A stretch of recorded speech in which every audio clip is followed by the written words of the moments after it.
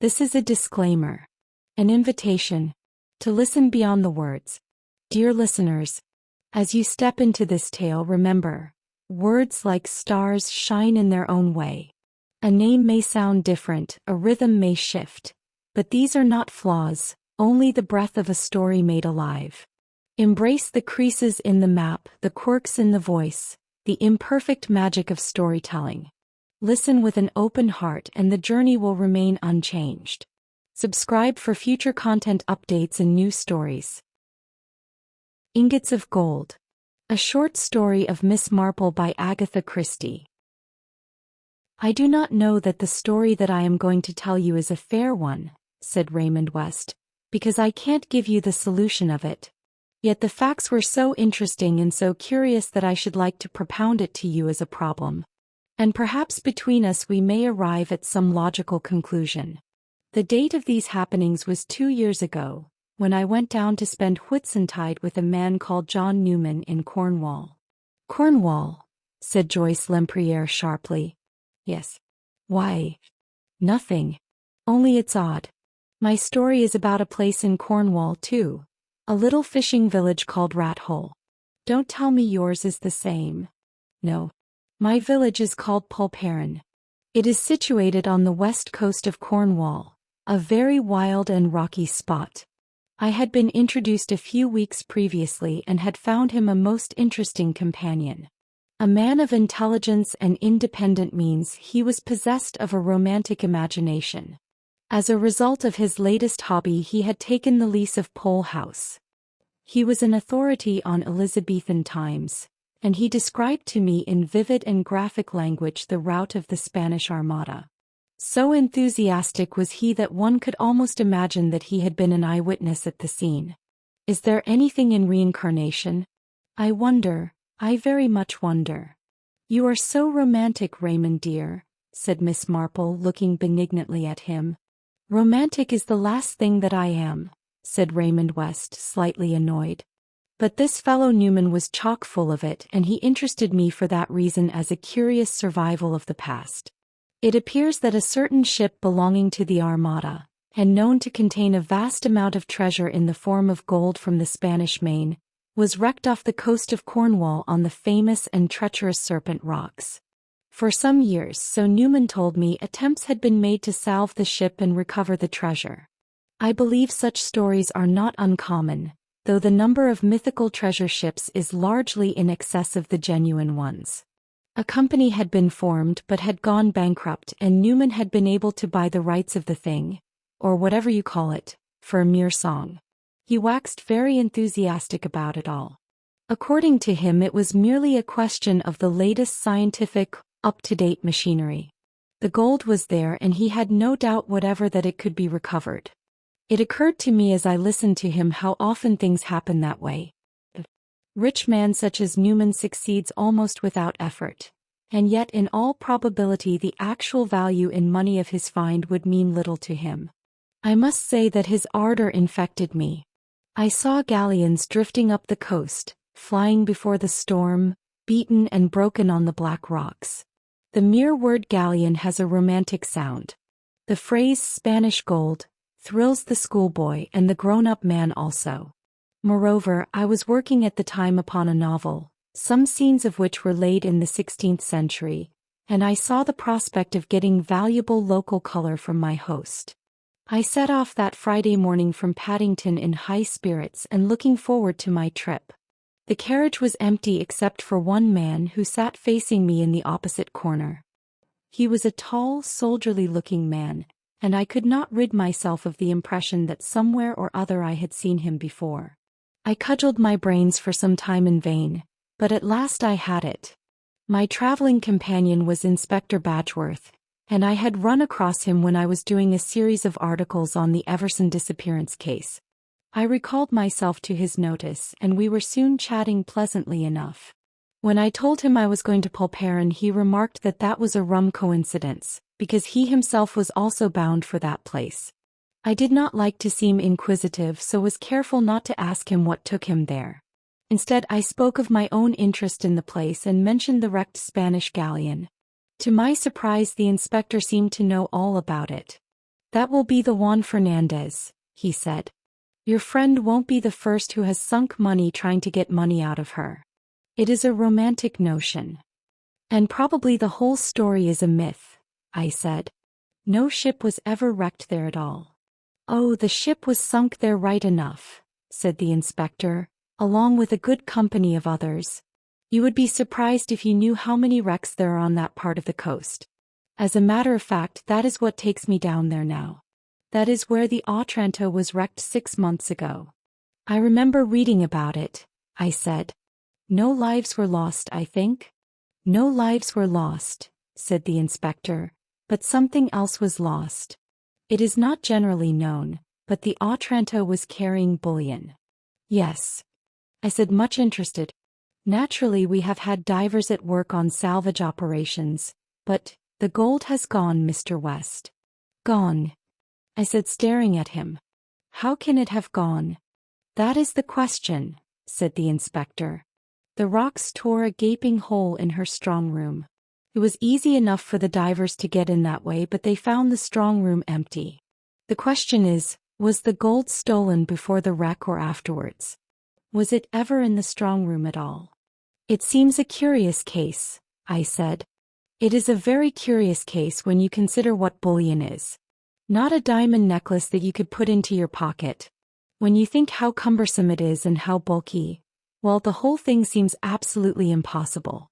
There may have been some hocus-pocus before the ship sailed, but if not, it must have been removed within the last 6 months, and I am going down to look into the matter. I found Newman waiting to meet me at the station. He apologized for the absence of his car, which had gone to Truro for some necessary repairs. Instead, he met me with a farm lorry belonging to the property. I swung myself up beside him, and we wound carefully in and out of the narrow streets of the fishing village. We went up a steep ascent with a gradient, I should say, of 1 in 5, ran a little distance along a winding lane, and turned in at the granite-pillared gates of Pole House. The place was a charming one. It was situated high up the cliffs with a good view out to sea.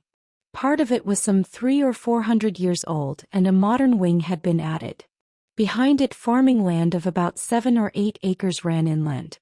"Welcome to Pole House," said Newman, "and to the sign of the Golden Galleon."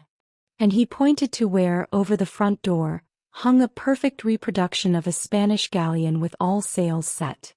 My first evening was a most charming and instructive one. My host showed me the old manuscripts relating to the Juan Fernandez. He unrolled charts for me and indicated positions on them with dotted lines, and he produced plans of diving apparatus, which I may say mystified me utterly and completely. I told him of my meeting with Inspector Badgeworth, in which he was much interested. "They are a queer people round this coast," he said reflectively. "Smuggling and wrecking is in their blood. When a ship goes down on their coast, they cannot help regarding it as lawful plunder meant for their pockets. There is a fellow here I should like you to see. He is an interesting survival." Next day dawned bright and clear. I was taken down into Polperron and there introduced to Newman's diver, a man called Higgins. He was a wooden-faced individual, extremely taciturn, and his contributions to the conversation were mostly monosyllables. After a discussion between them on highly technical matters, we adjourned to the Three Anchors. A tankard of beer somewhat loosened the worthy fellow's tongue. "Detective gentleman from London has come down," he grunted. "They do say that that ship that went down there last November was carrying a mortal lot of gold. Well, she wasn't the first to go down and she won't be the last." "Hear, hear," chimed in the landlord of the Three Anchors. "That is a true word you say there, Bill Higgins." "I reckon it is, Mr. Calvin," said Higgins. I looked with some curiosity at the landlord. He was a remarkable-looking man, dark and swarthy, with curiously broad shoulders. His eyes were bloodshot, and he had a curiously furtive way of avoiding one's glance. I suspected that this was the man of whom Newman had spoken, saying he was an interesting survival. "We don't want interfering foreigners on this coast," he said somewhat truculently. "Meaning the police?" asked Newman, smiling. Meaning the police and others, said Calvin significantly. And don't you forget it, mister. Do you know, Newman, that sounded to me very like a threat, I said as we climbed the hill homewards. My friend laughed. Nonsense, I don't do the folk down here any harm. I shook my head doubtfully. There was something sinister and uncivilized about Calvin. I felt that his mind might run in strange, unrecognized channels. I think I date the beginning of my uneasiness from that moment. I had slept well enough that first night, but the next night my sleep was troubled and broken. Sunday dawned dark and sullen, with an overcast sky and the threatenings of thunder in the air. I am always a bad hand at hiding my feelings, and Newman noticed the change in me. What is the matter with you, West? You are a bundle of nerves this morning. I don't know, I confessed, but I have got a horrible feeling of foreboding. It's the weather. Yes, perhaps. I said no more. In the afternoon we went out in Newman's motorboat, but the rain came on with such vigor that we were glad to return to shore and change into dry clothing. And that evening my uneasiness increased. Outside the storm howled and roared. Towards 10 o'clock the tempest calmed down. Newman looked out of the window. It is clearing, he said. I shouldn't wonder if it was a perfectly fine night in another half hour. If so, I shall go out for a stroll. I yawned. I am frightfully sleepy, I said. I didn't get much sleep last night. I think that tonight I shall turn in early. This I did. On the previous night I had slept little. Tonight I slept heavily. Yet my slumbers were not restful. I was still oppressed with an awful foreboding of evil. I had terrible dreams. I dreamt of dreadful abysses and vast chasms, amongst which I was wandering, knowing that a slip of the foot meant death. I waked to find the hands of my clock pointing to 8 o'clock. My head was aching badly, and the terror of my night's dreams was still upon me. So strongly was this so that when I went to the window and drew it up I started back with a fresh feeling of terror, for the first thing I saw or thought I saw was a man digging an open grave. It took me a minute or two to pull myself together. Then I realized that the grave digger was Newman's gardener, and the grave was destined to accommodate 3 new rose trees which were lying on the turf waiting for the moment they should be securely planted in the earth. The gardener looked up and saw me and touched his hat. Good morning, sir. Nice morning, sir. I suppose it is, I said doubtfully, still unable to shake off completely the depression of my spirits. However, as the gardener had said, it was certainly a nice morning. The sun was shining and the sky a clear pale blue that promised fine weather for the day. I went down to breakfast whistling a tune. Newman had no maids living in the house. 2 middle-aged sisters who lived in a farmhouse nearby came daily to attend to his simple wants. One of them was placing the coffee pot on the table as I entered the room. Good morning, Elizabeth, I said. Mr. Newman not down yet? He must have been out very early, sir, she replied. He wasn't in the house when we arrived. Instantly my uneasiness returned. On the 2 previous mornings Newman had come down to breakfast somewhat late, and I didn't fancy that at any time he was an early riser. Moved by those forebodings I ran up to his bedroom. It was empty and moreover his bed had not been slept in. A brief examination of his room showed me 2 other things. If Newman had gone out for a stroll he must have gone out in his evening clothes, for they were missing.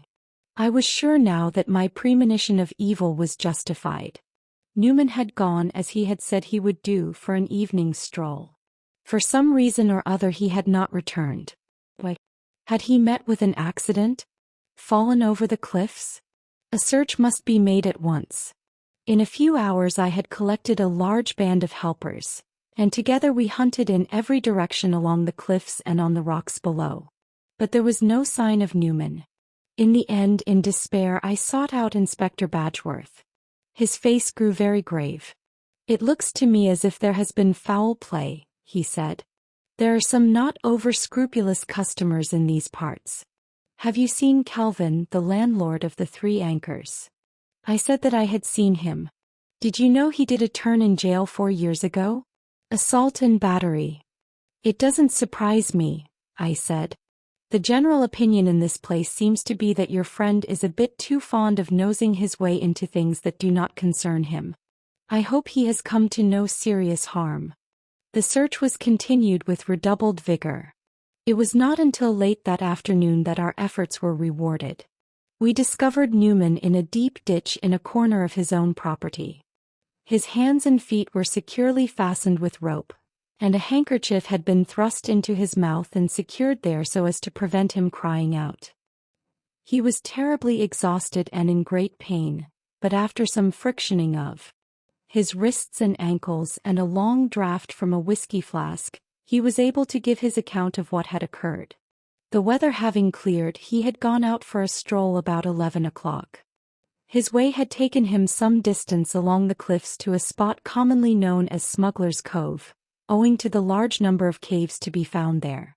Here he had noticed some men landing something from a small boat, and had strolled down to see what was going on. Whatever the stuff was, it seemed to be a great weight, and it was being carried into one of the farthermost caves. With no real suspicion of anything being amiss, nevertheless Newman had wondered. He had drawn quite near them without being observed. Suddenly there was a cry of alarm, and immediately two powerful seafaring men had set upon him and rendered him unconscious. When next he came to himself, he found himself lying on a motor vehicle of some kind, which was proceeding with many bumps and bangs as far as he could guess, up the lane which led from the coast to the village. To his great surprise, the lorry turned in at the gate of his own house. There, after a whispered conversation between the men, they at length drew him forth and flung him into a ditch at a spot where the depth of it rendered discovery unlikely for some time. Then the lorry drove on, and he thought, passed out through another gate some quarter of a mile nearer the village. He could give no description of his assailants except that they were certainly seafaring men and, by their speech, Cornish men. Inspector Badgeworth was very interested. "Depend upon it, that is where the stuff has been hidden," he cried. "Somehow or other it has been salvaged from the wreck and has been stored in some lonely cave somewhere. It is known that we have searched all the caves in Smuggler's Cove, and that we are now going farther afield, and they have evidently been moving the stuff at night to a cave that has been already searched and is not likely to be searched again. Unfortunately, they have had at least 18 hours to dispose of the stuff. If they got Mr. Newman last night, I doubt if we will find any of it there by now." The inspector hurried off to make a search. He found definite evidence that the bullion had been stored as supposed, but the gold had been once more removed, and there was no clue as to its fresh hiding place. One clue there was, however, and the inspector himself pointed it out to me the following morning. "That lane is very little used by motor vehicles," he said, "and in one or two places we get the traces of the tires very clearly. There is a three-cornered piece out of one tire, leaving a mark which is quite unmistakable. It shows going into the gate. Here and there is a faint mark of it going out of the other gate, so there is not much doubt that it is the right vehicle we are after. Now, why did they take it out through the farther gate? It seems quite clear to me that the lorry came from the village. Now, there aren't many people who own a lorry in the village. Not more than 2 or 3 at most. Calvin, the landlord of the Three Anchors, has one." "What was Calvin's original profession?" asked Newman. "It is curious that you should ask me that, Mr. Newman. In his young days Calvin was a professional diver." Newman and I looked at each other. The puzzle seemed to be fitting itself together piece by piece. "You didn't recognize Calvin as one of the men on the beach?" asked the inspector. Newman shook his head. "I am afraid I can't say anything as to that," he said regretfully. "I really hadn't time to see anything." The inspector very kindly allowed me to accompany him to the Three Anchors. The garage was up a side street.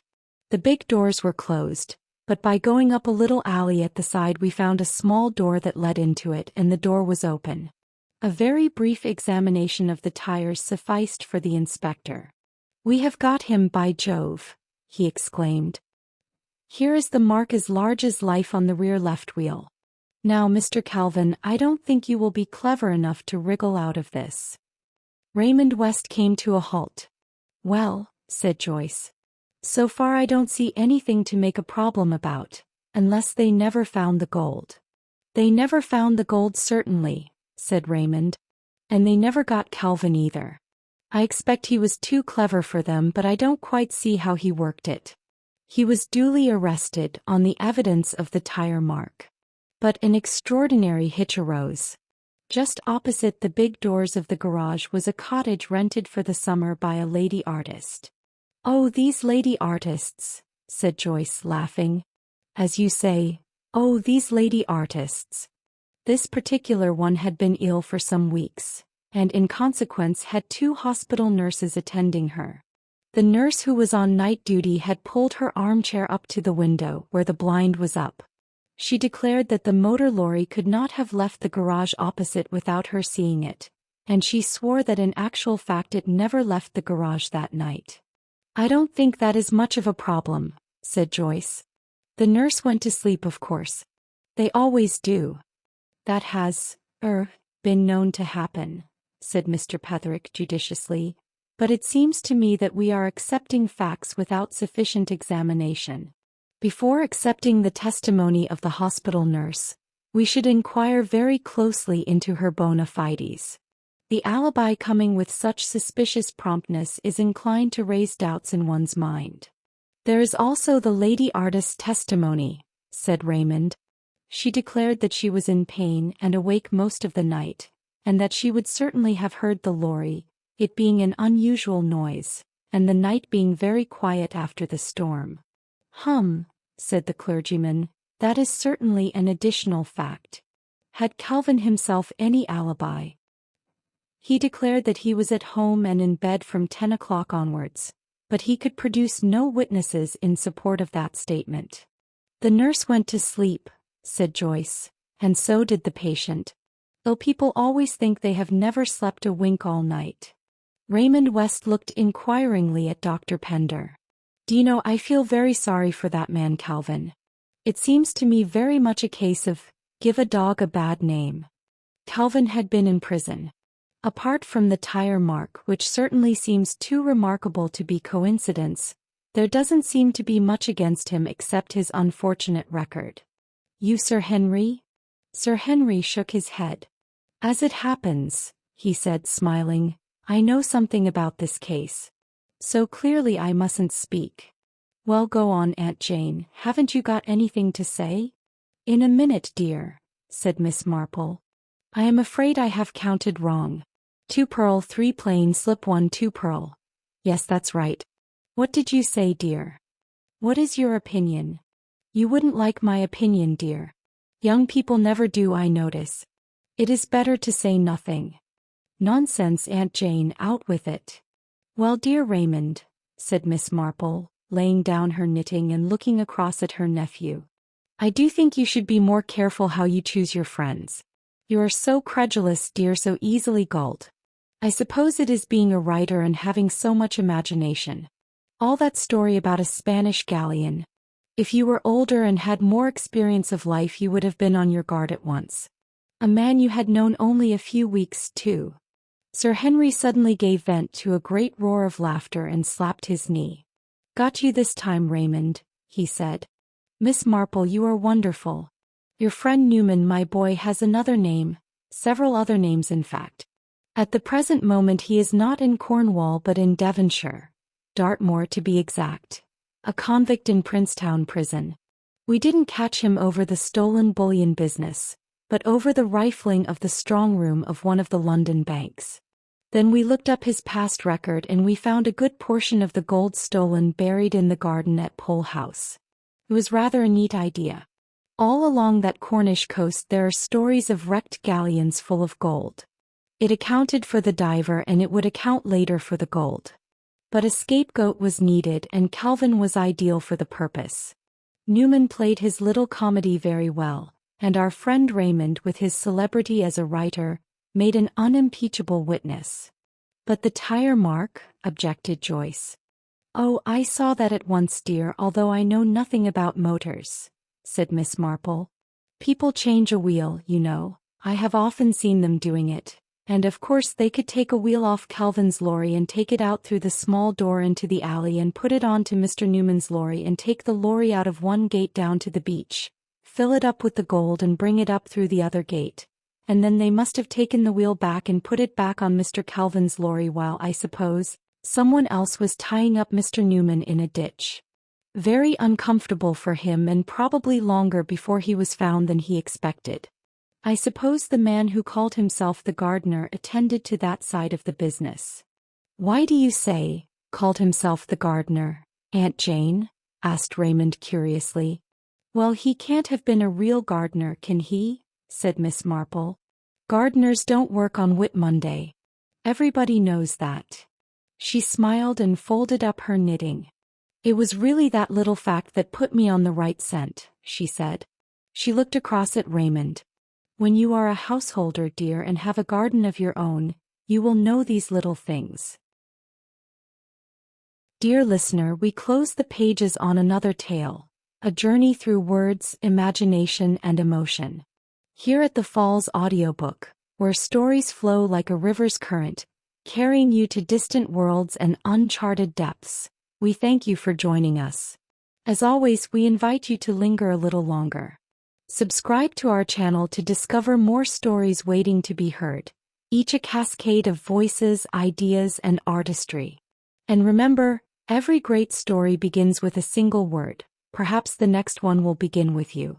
Until our voices meet again, may your days be filled with quiet moments, rich pages, and the soothing sound of a story well told. This is the Falls Audiobook signing off.